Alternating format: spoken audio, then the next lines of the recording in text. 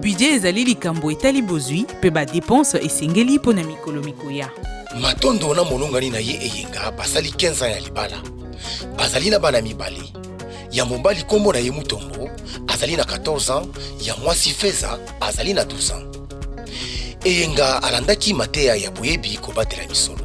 Sanza nyonso basalaka budget na libota elongo na bana na bango. Basali tableau ya milongo mibale na molongo ya yambo bakomi misolo oyo bakani kozwa na mikolo mikoya, salaire mpe bénéfice ya boutique na bango. Na molongo ya mibale bakomi ba dépense. Eyenga kanisi ete asengeli alongo na pourcentage ya misolo oyo akoki kobomba mpona ba projet na bango, yambo basala ba dépense misusu.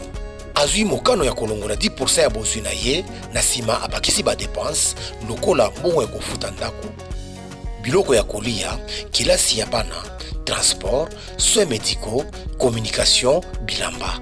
Liwa mpe babosenga misusu babakisi mpe imprévu. Na sima ya bosangisi misolo nyonso wana, libota emoni bokeseni.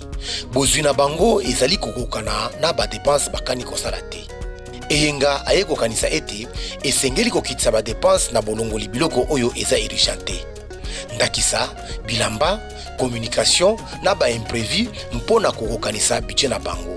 Kitoko, sikoyo ba dépense ya milongo nyonso mibale ekokani. Sala budget elongo na libota na yo mpo okokisa ba objectif na yo, mpe yeba kosala bokeseni ya bosenga na ya baposa oyo ezali ya moto ya te, kobosa na kobomba te. Message oyo epesameli bino na FPM elongo na Visa. Salela misolo malamu pona lobi ezala malamu.